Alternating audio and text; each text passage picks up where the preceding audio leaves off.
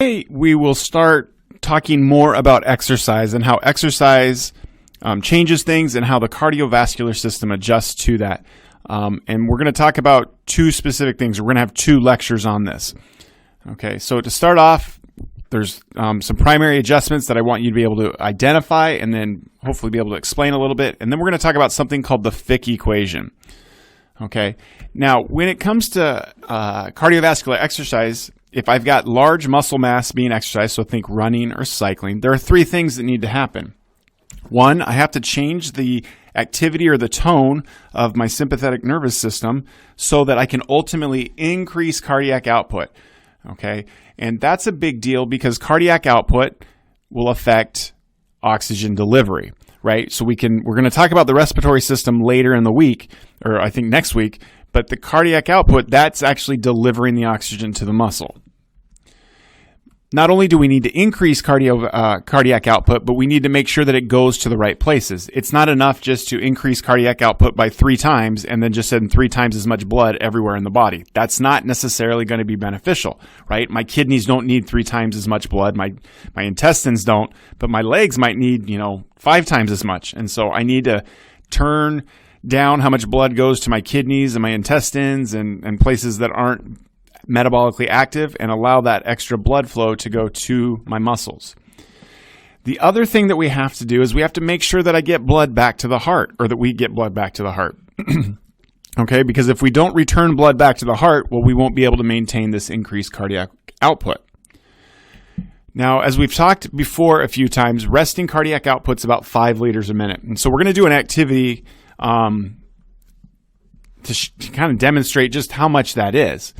But as we've talked about, and as you can see from this figure, as exercise intensity increases as a factor of VO2 max, so as we go this way, cardiac output increases.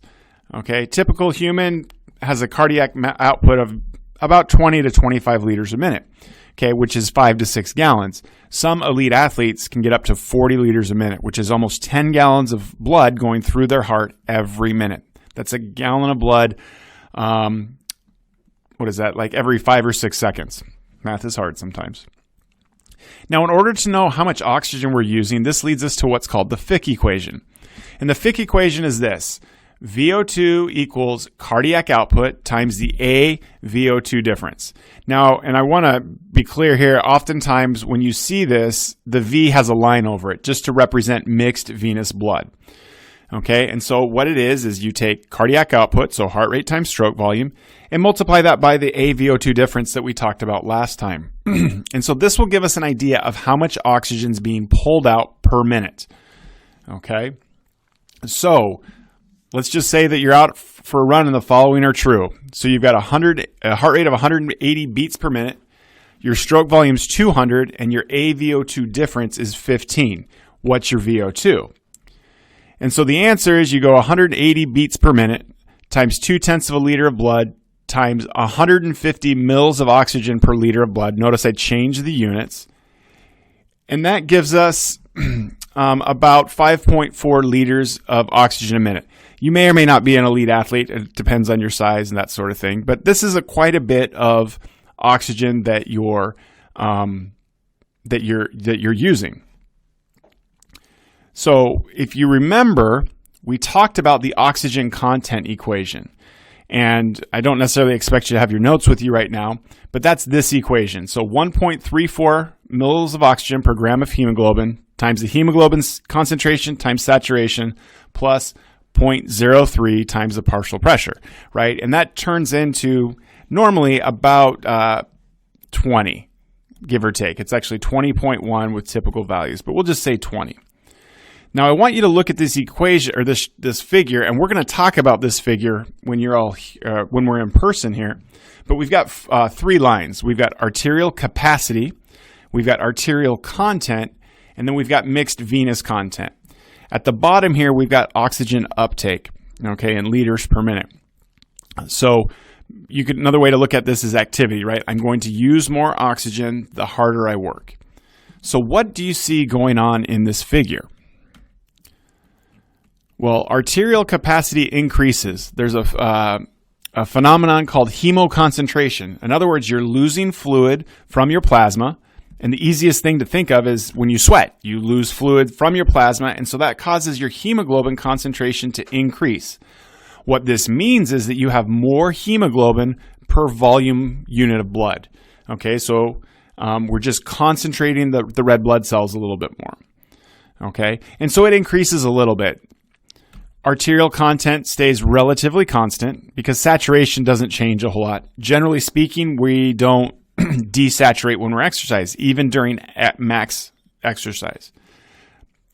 Mixed venous content decreases because we're pulling in more oxygen.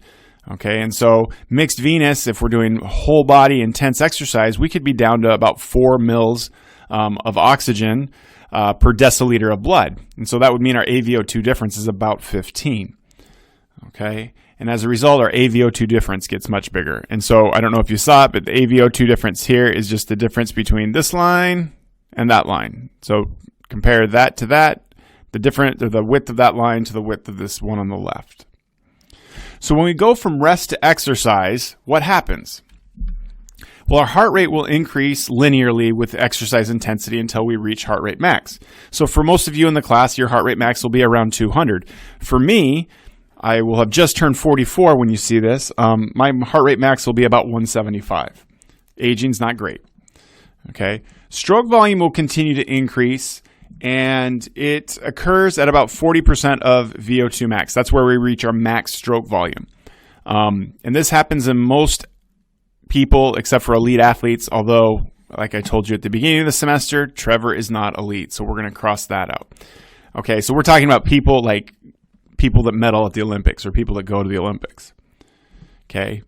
Cardiac output increases linearly, and AVO2 difference increases as work intensity increases. Okay, so remember, we need to have an increase in sympathetic activity or changes in the autonomic nervous system.